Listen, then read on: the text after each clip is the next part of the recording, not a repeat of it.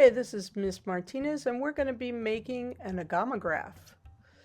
So, for this, we need to have a couple of images that are going to intermingle with each other. And just because I want to have a smooth transition, I'm going to align my images. So I'm taking a third piece of paper to kind of mark out where I want the central head to be. And then I'm going to be using my transfer paper to transfer that image onto both of my papers. Now, it's really important that we realize this is not my final image. This is just a kind of outline. Remember, dark side down with your transfer paper. And then always tape your drawing in place so it doesn't move around. We do not like it to move around.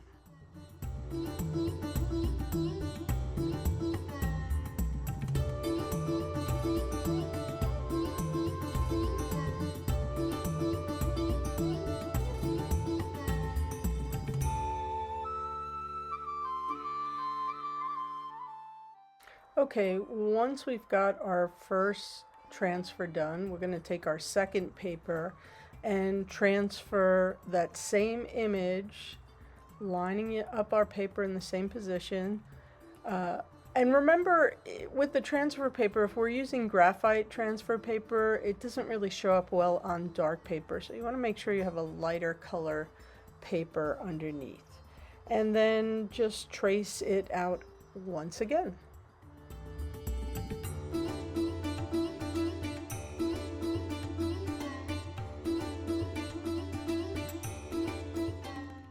So now I've got my image traced out twice, and I'm going to start to develop my different dichotomous images. Remember, I had the theme of angel devil, and so I'm just taking an oil pastel.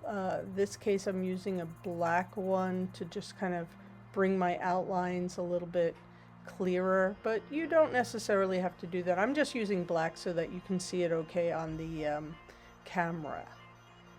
But I'm going to get that outlined, and then I'm going to start to bring in my color. And remember, you can use the side of your oil pastels to cover bigger areas. And we want to layer colors on. We don't want to just use solid flat colors. So to get the skin tone, I'm going to be blending some yellow ochre with a little bit of burnt sienna, and just right now just kind of blocking in colors. And then later on I'll be going over with some shadow colors and then some highlights, building it up nice and thickly to really get a good image.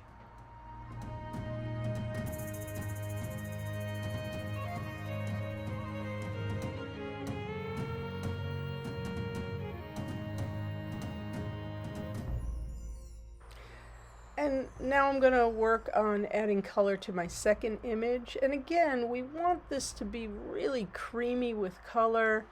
One of the great things about the oil pastels is that you can get this kind of painterly look, very rich colors in there. And when you see me drawing, I'm really not pressing down too hard. I mean, occasionally I'm pressing down harder, but mostly I'm going fairly light, and I'm just layering the colors on top.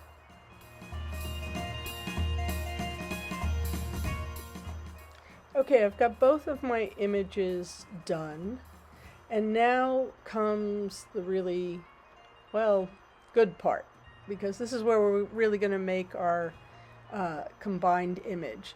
And it's going to require us to pay attention and do some measuring. You want to line up the edge of your paper with that first line. It's not always right at the very edge of the ruler, but that first line is your 0.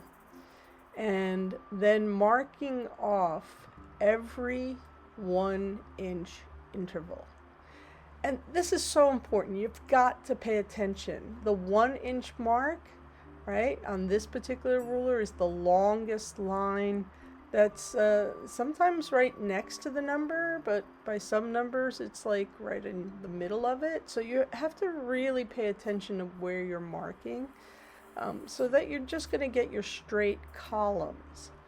I'm going to mark on the bottom and then line up along the top edge, again starting with my first line at the 0 at the edge of the paper, and then 1-inch intervals to make sure that these are all going to be accurate.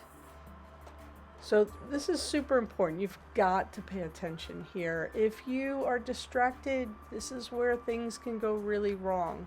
So let's try to make sure that we check. There's a saying that carpenters have: measure twice, cut once. And that's what we want to do. We want to double check our measurements. We want to double check our lines.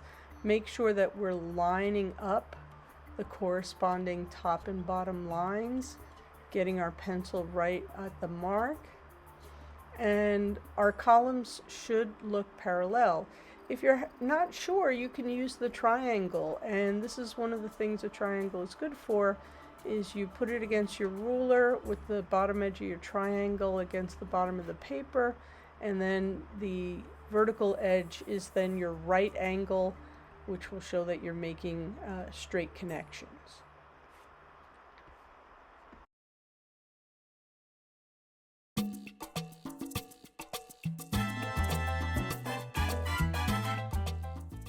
So then you want to make sure, and this is super important, that you number the different columns and put your initials on them as well. Now you're going to take your scissors and make sure you're holding your scissors the right way with the bigger loop on the bottom. Don't hold them upside down like this. That is not helpful, right? And again, pay attention. You're going to use the deepest part of the scissors. Put that right up against the edge of your paper, and you're going to aim, and you're going to look at the length of the top scissor blade, and you're going to just take your time to cut along the lines that you made. And you know, again, you want to take your time with it, pay attention, do the best you can. It may not be perfect, but you know, that's fine.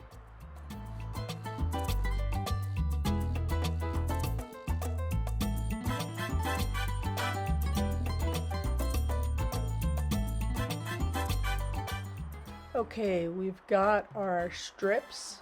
Both of our drawings have been cut up, and now we're going to be gluing them onto a backing, and we'll be alternating between the different images. And again, we want to take our time with this because accuracy makes the effect look better. So get some glue stick. Open that up. All right, and starting with the number 1. Now remember, we marked from left to right, but we're going to put it down, since we're flipping over, right to left. So number 1 is going to go on the far right side. And you want to make sure that your numbers are also helping you know whether or not you're putting your strip upside down, right? So if I marked all my strips with the numbers on the bottom side, they have to stay on the bottom side. I'm going to line it up, use the edge of the paper, press that down, and then I'll take my next strip from my other, and this is where having different color paper kind of helps, so you don't have to like guess about which drawing you're taking a strip from.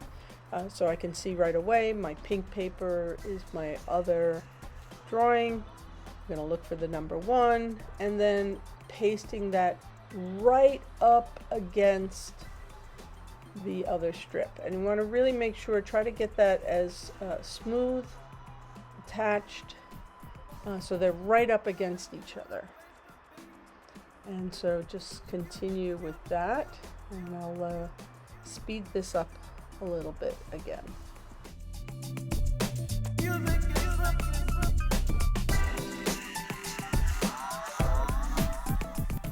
Okay, so got my last strip, and I'm going to put that on there. And you can see it's looking a little bit crazy, right? But we want to get our nice effect. And so we're going to do this now by making a zigzag fold. And first of all, make sure everything is glued down. See any loose pieces, just hit it with a little bit of extra glue in the backing, but really important that all the pieces are nice and secure to our backing paper. And please don't forget to cap your glue stick. All right, so now I've got my image laid out, and I'm going to start at one end using the width of the strip. Take your time with it, don't force it, and lining that up to fold back the paper. And now I'm going to flip it, and I will be folding forward. And so doing a zigzag fold, this is just sort of take your time, make sure that you're lining up your columns, and they are all, I'm sorry that that last piece going back the other way seems to have gotten cut off in some of the shots. I should have paid a little bit more attention. But yeah, you're using the measurement. So what you're getting is these sort of peaks and valleys, this up and down, right? So there's I'm folding forward, now flipping and going back, and it's just this back and forth and back and forth.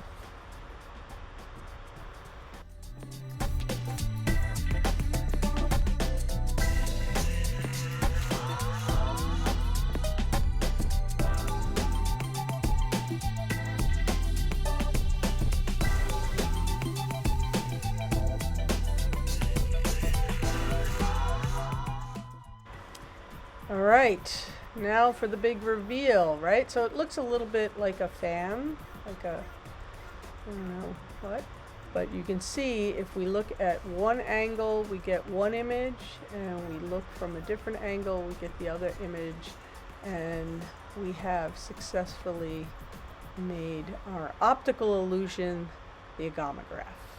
All right, you guys, have fun with it.